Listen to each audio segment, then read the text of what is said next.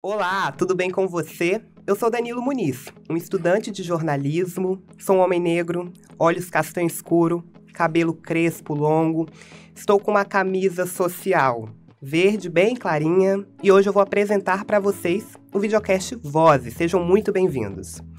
O videocast Vozes é um projeto universitário que visa potencializar a voz de atores envolvidos em questões sociais urgentes. Antes de tudo, eu quero fazer um convite para você que me acompanha do outro lado, para você curtir e compartilhar esse vídeo e também, é claro, comentar, porque a sua participação faz toda a diferença. O programa Vozes está no ar.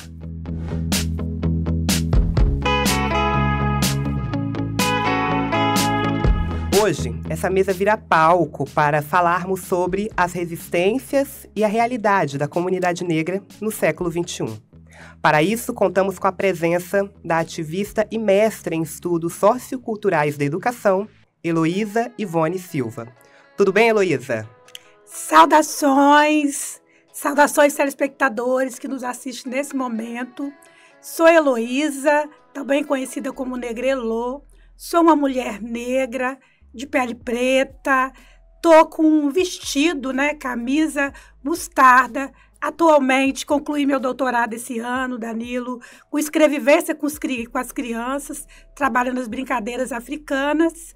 Sou militante ao longo de 25 anos, também coordeno o Fórum Nacional de Mulheres Negras e estamos aí na luta, na construção contra o machismo, contra o sexismo e contra o racismo no Estado e no país, no campo da pesquisa, mas principalmente no campo da militância. Quem também está aqui conosco é o coordenador e fundador do Instituto Centro de Estudos da Cultura Negra, o ICECUM, Luiz Carlos Oliveira. Tudo bem com você, Luiz Carlos? Tudo bem. Luiz Carlos é um pardo negro de luta mais de 4 décadas para fazer valer a vinda do povo negro para o Brasil. Sejam muito bem-vindos, estamos honradíssimos com a presença de vocês aqui. Mas agora, vamos aos fatos? A maioria da população brasileira é negra. Esse é o retrato do Brasil mostrado no último censo realizado pelo IBGE em 2022. Segundo o Instituto, quase 113 milhões de brasileiros se autodeclararam pretos ou pardos, o percentual superior a 55% da população. No panorama capixaba, esse percentual sobe para 61%, ou seja, no Espírito Santo, mais que 2.300.000 pessoas se autodeclararam negras. Esses dados poderiam trazer alegria, mas, por um outro lado, soam como um soluçar de dor. Isso porque a violência tem o seu alvo marcado e a comunidade negra. O Fórum Brasileiro de Segurança Pública mostrou que, em 2024, 79% das vítimas de assassinatos eram pessoas negras. Antemão a isso, a comunidade negra também tem dado passos importantes, firmes, ocupando cargos de poder. Nas eleições municipais de 2024, o TSE divulgou a cara das câmaras municipais do Brasil. Quase metade delas eram ocupadas por pessoas negras. Para enfrentar as dificuldades diárias, a gente se inspira na autora e filósofa brasileira Djamila Ribeiro, que diz que é preciso conhecimento e coragem. Coragem, substantivo feminino. E é por isso que eu vou começar com você, Heloísa. Dos 525 anos desde a chegada dos portugueses ao Brasil, nós tivemos quase 400 anos de escravidão, mais precisamente 388. Desde a abolição até os dias atuais, muita coisa mudou, mas essa construção da história do Brasil, de certa forma, reverbera até hoje na realidade da comunidade negra, certo? Então, a gente primeiro precisa trazer que, infelizmente, nem tanta coisa mudou assim, principalmente para nós, mulheres negras. Quando a gente vai para os dados do IPEA, do IBGE, do Atas de Violência, sobretudo dos últimos anos, 2024, e esse ano, 2025, a gente percebe que, no que diz respeito às mulheres brancas, as violências diminuíram, sim. Mas as violências contra as mulheres negras aumentaram.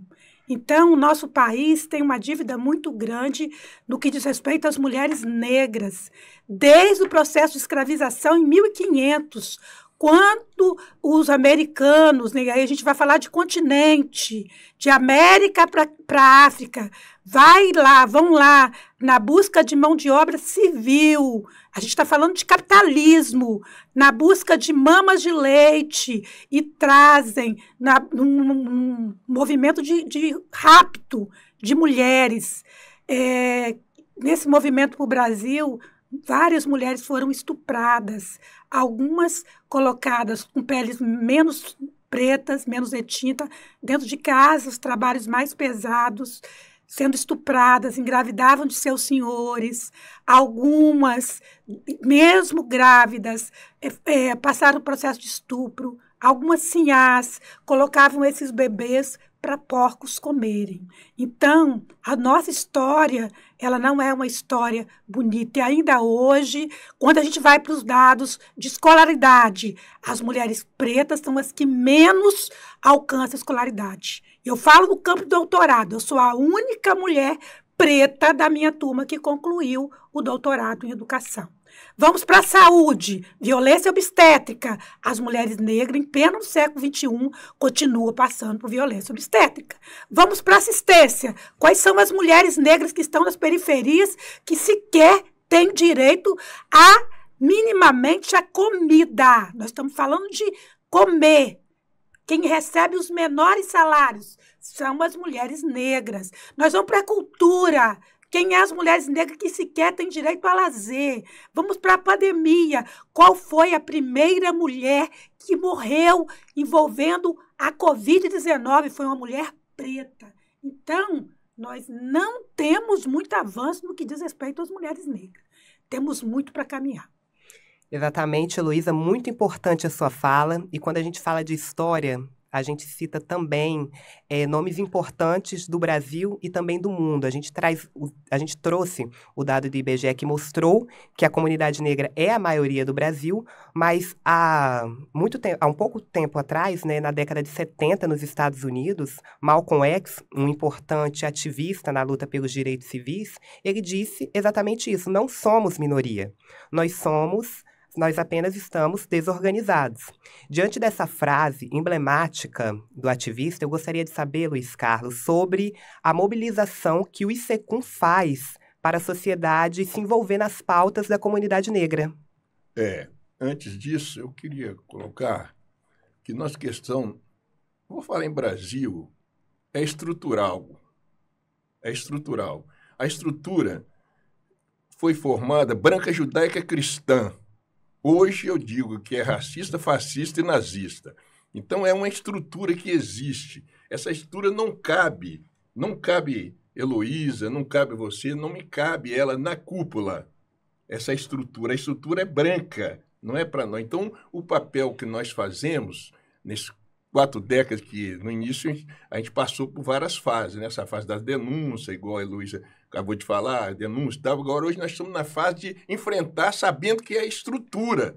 Nós temos que fazer uma unidade, uma união e trabalhar em cima com demandas estruturantes, para quebrar a estrutura, para abrir, que à medida que quebra a estrutura, igual nós estamos numa luta por equidade. Então, a gente vai quebrando. Equidade é chegar aqui, o europeu fica, porque o europeu já está aí há muitos anos, e décadas, e séculos. Não vai sair. Ele vai continuar ali, mas está precisando subir. Negro indígena precisa subir para a equidade, na horizontalidade. Então, a necessidade de a gente trabalhar em cima de políticas estruturantes, para quebrar a estrutura. Esta é a realidade. Sem isso aí, nós vamos ficar eternamente nessas políticas apenas que os governantes faziam essas migalhas que fazem aí, nós vamos levar, os estudiosos negros já viram, que vai entre 200 a 300 anos, só isso. Então, entra na demanda que nós já puxamos no Brasil em 94, 95, que é a questão das reparações, com indenização monetária, porque só a política eles vão ficar enrolando, a estrutura vai nos enrolar mais de 200 ou 300 anos. Então, você tem que ter dinheiro, o povo está na miséria e pobreza, o povo negro. Entendendo? Então há necessidade de dinheiro para melhorar, você parar de ficar pedindo, fazendo tráfico, os garotinhos já ir para o tráfico logo cedo e tal. Você tem a família, tem que ter estrutura, família negra, para não ficar na dependência de eleição, ficar atrás, correndo e tal, sendo usado. Então o que a gente precisa é trabalhar em cima da estrutura, brigar pela estrutura. Então, para isso, nós temos a política das reparações. E é muito importante a gente falar disso, de comunidade negra de Brasil, de mobilização social, porque a gente chega até as nossas leis, que elas são reflexo da sociedade e elas também podem vir para reeducá-la. É isso aí. Por exemplo, a injúria racial, que foi equiparada ao crime de racismo em 2023. Mas mesmo diante dessa lei, os casos de crime de injúria racial em 2024 subiram 41%. Esses são dados do Fórum Brasileiro de Segurança Pública. Heloísa, eu gostaria de saber o que falta, diante, é claro, todo o seu repertório cultural, seus estudos, o que você acredita que falta para a sociedade entender que o racismo, que a injúria racial são crimes e que eles precisam ser combatidos? Então, primeiro trazer que essas legislações elas não saíram de gabinete, não saiu de nenhum governador, presidente. Essas legislações saíram de movimentos sociais. Então, eu me tornei negra nos movimentos sociais. Por mais que eu estudei nas academias, foi movimentos como Secum, Mão Negro, MNU, Fejunes, fui forjada nesses movimentos.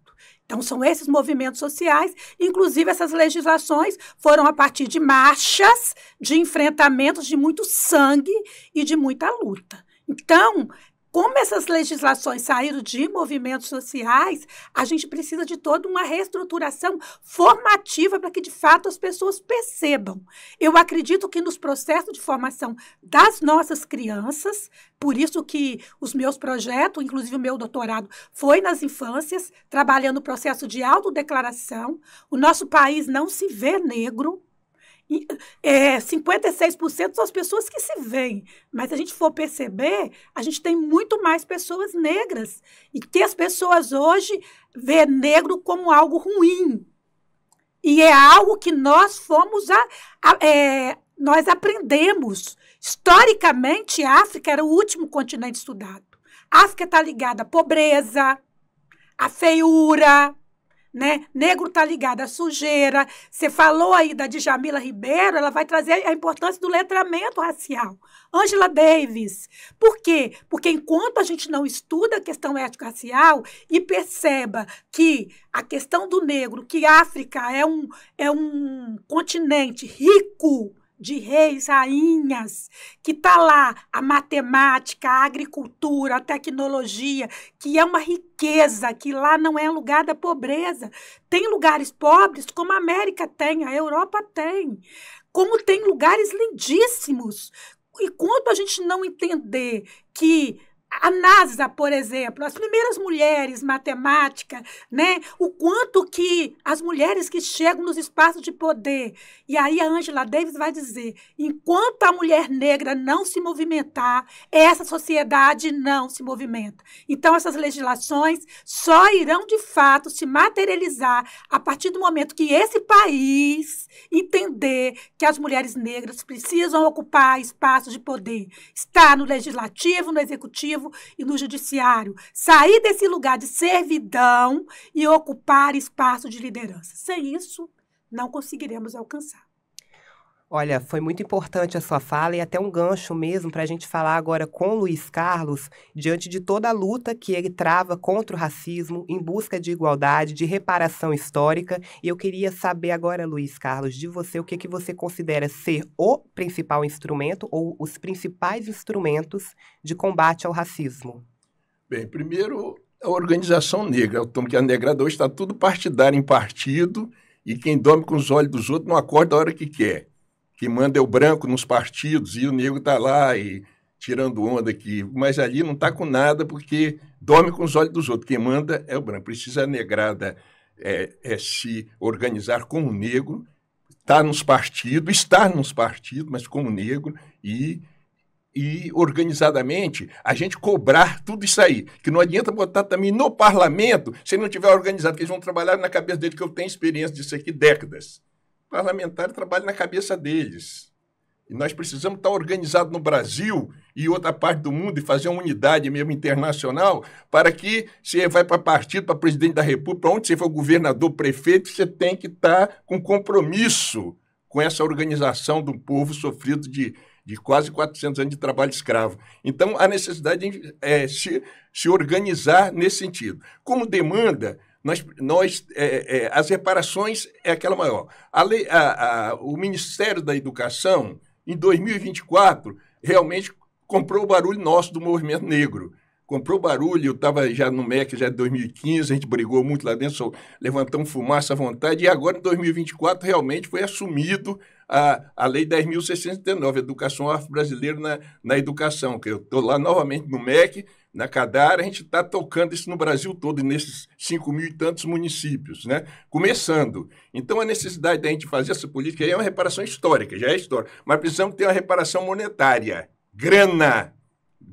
Aí tem o Estado brasileiro, que nos deve, tem, além do Estado brasileiro, tem a questão das famílias negras que se enriqueceram, que estão por aí ainda, mandando na política e na economia, tá? Tem Portugal, tem Inglaterra e o Vaticano também nos deve. Então, há necessidade de criar um fundo nacional, não sei onde vai ser criado, se vai ser na Câmara de Deputados que está lá rolando, não sei se pode ser num governo direto, que eu defendo até na Casa Civil.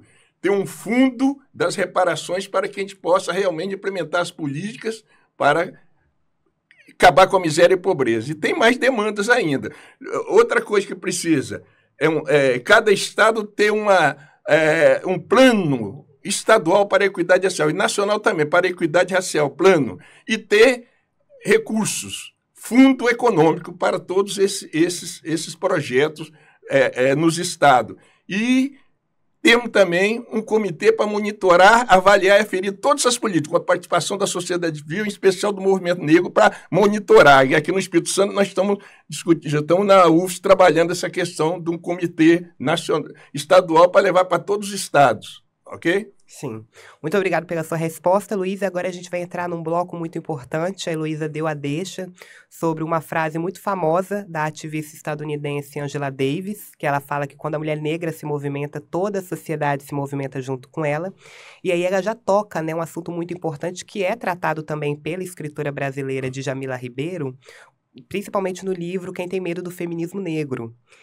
E quando a gente fala dessas duas pautas, a gente vem com uma dura realidade do Brasil, que foi dado pelo Anuário da Violência em 2025. Mais que 55% das vítimas de estupro e estupro de vulnerável no Brasil são mulheres negras. Heloísa, eu gostaria que nesse momento você direcionasse a sua resposta para todas as meninas, para todas as mulheres negras que estão nos acompanhando, para elas saberem de que forma elas podem lutar contra essas violências. Então, vamos lá. Primeiro, é preciso considerar o quanto que, historicamente, desde o processo de escravização, as mulheres negras foram consideradas objetos. Então, vamos lá. Quando esses corpos foram traficados de África, a ideia era objetificação, tanto para amamentar os filhos das brancas, como objeto sexual para satisfação dos homens brancos. Então, é entender que nós somos donas dos nossos corpos. É entender que aquilo que foi implementado nas nossas cabeças, né?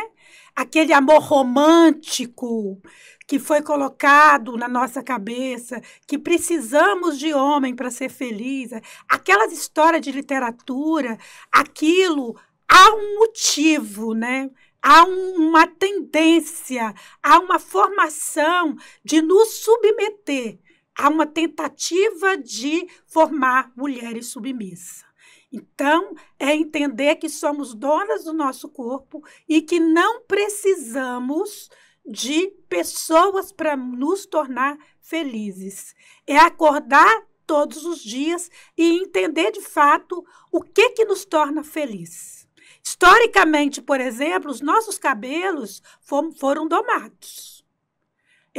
Quantas mulheres negras, e a gente respeita isso, tiveram que alisar seus cabelos para ser respeitado. Então, as meninas hoje que estão aqui me escutando não precisam alisar os cabelos. Hoje, historicamente, são comprovados que essas químicas causam doenças e algumas vezes causam até câncer. Então, não precisam utilizar químicas. Os nossos cabelos são lindos. Enquanto os cabelos lisos descem, os cabelos negros sobem. Porque em África, esses cabelos negros que sobem são coroas. Os cabelos negros são coroas. As nossas peles negras são lindas. Então, é entender que as nossas belezas não são melhores, mas também não são piores. São belezas diferentes. Procurar ler literaturas negras. E aí, Angela Davis, Bell Hooks, né? Jamila Ribeiro. Procurar conhecer literaturas de princesas negras, brinquedos negros. Procurar presentear crianças onde essas crianças se veem representadas. E entender que o nosso país foi construído numa perspectiva europeia. Então, procurar desconstruir isso. São pontos muito importantes que a gente está debatendo aqui, e agora a gente vai falar de uma coisa que o Luiz já nos adiantou, que é sobre a reparação monetária, né? Sobre essa situação, essa realidade da comunidade negra aqui no Brasil.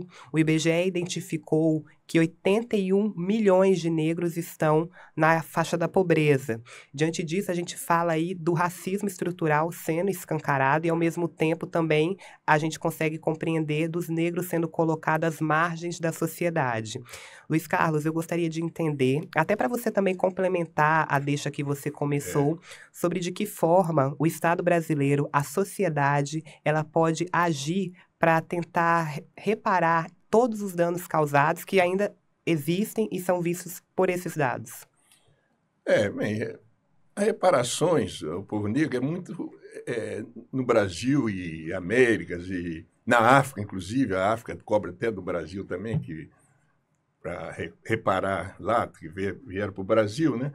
Mas a gente precisamos entender que essa questão das reparações, há necessidade, primeiro, da gente se organizar como negro, igual a gente estamos fazendo dia 11, agora sábado, nós estamos na reunião, né? Está convidado, se já recebeu o convite, para que às 10h30, para que a gente possa ampliar primeiro um convite para as entidades negras e também instituições aliadas, que queiram se aliar. Depois a gente vai entrar para outro campo. Quando você estava naquela reunião que nós fizemos na cidade, recentemente, dia 20, nós colocamos que a necessidade da mobilização social e a mobilização também que nós não podemos perder institucional, que a Lei 10.000 nós conquistamos. Nós precisamos trabalhar nas escolas, entrar com as crianças, com brinquedinhos de reparações.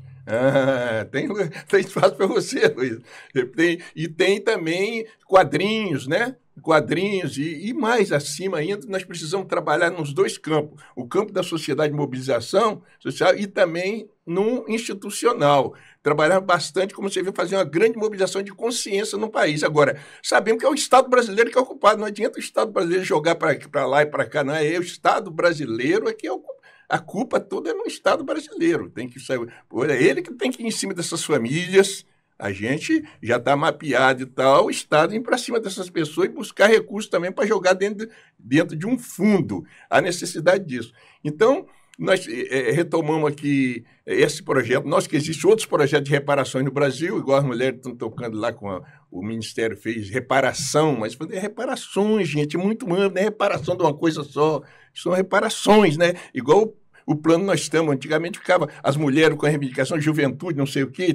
Não, minha gente, é um plano. O Estado plano pega todo mundo. Então, nós elaboramos um plano, Casagrande agora em maio, né, decretou e tal, um plano estadual para a equidade racial. Então, nessa também de reparações, a gente fala reparações, os outros falam reparação. Fica meio fechadinho para jogar cada um. Isso aí a estrutura gosta disso. Atende esse aqui, não atende os outros. Então, reparações é muito amplo. Você tem que ter a questão histórica, que pega várias coisas, e tem essa monetária, que há necessidade dessa monetária, essa a gente não abre mão. As outras coisas pode ir tal, levar tempo. Agora, essa aí é uma coisa que há necessidade.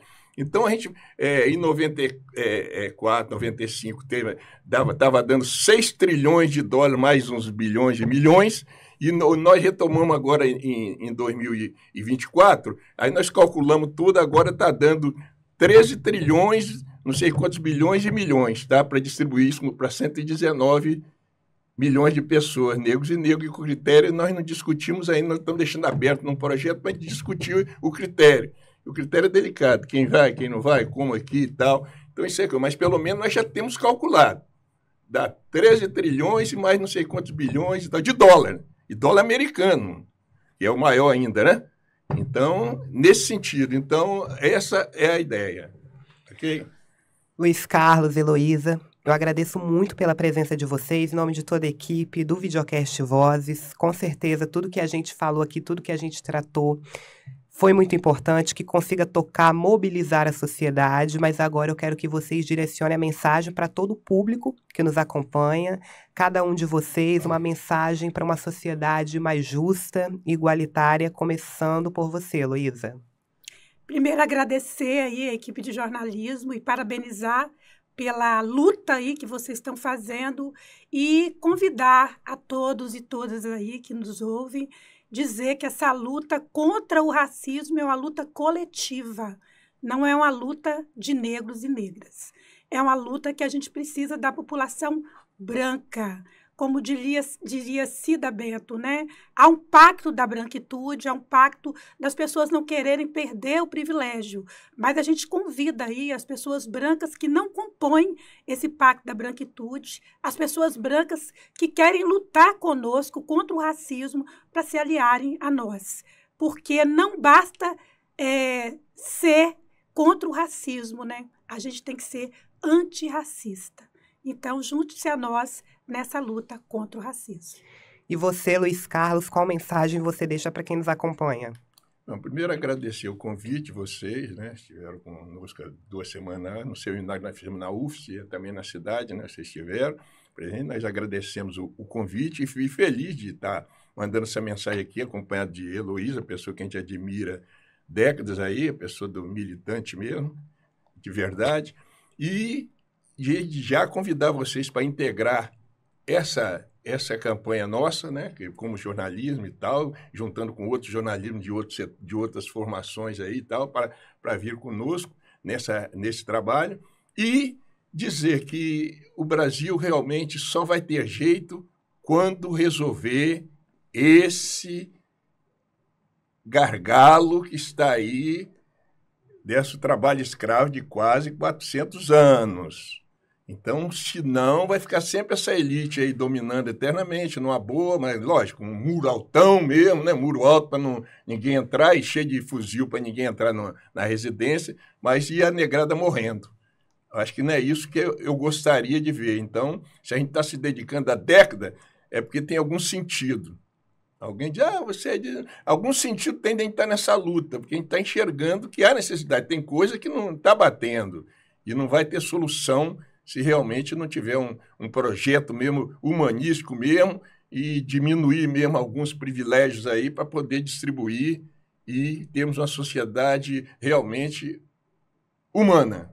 É isso. Muito obrigado. Mais uma vez, muito obrigado pela participação de vocês. E você que me acompanha do outro lado, assistiu a mais um episódio do Videocast Vozes, um projeto coordenado pelos professores Felipe da Horto, Lara Rosado, Valmir Matiasi e William de Oliveira. Esse e outros episódios do Videocast você pode acompanhar no canal da TV Faesa, no YouTube e também no site lacos.faesa.com.br. Esse episódio com exclusividade vai estar na versão podcast no Spotify. O link está na descrição do vídeo e o QR Code está na tela. Muitíssimo obrigado pela sua companhia até aqui e até mais!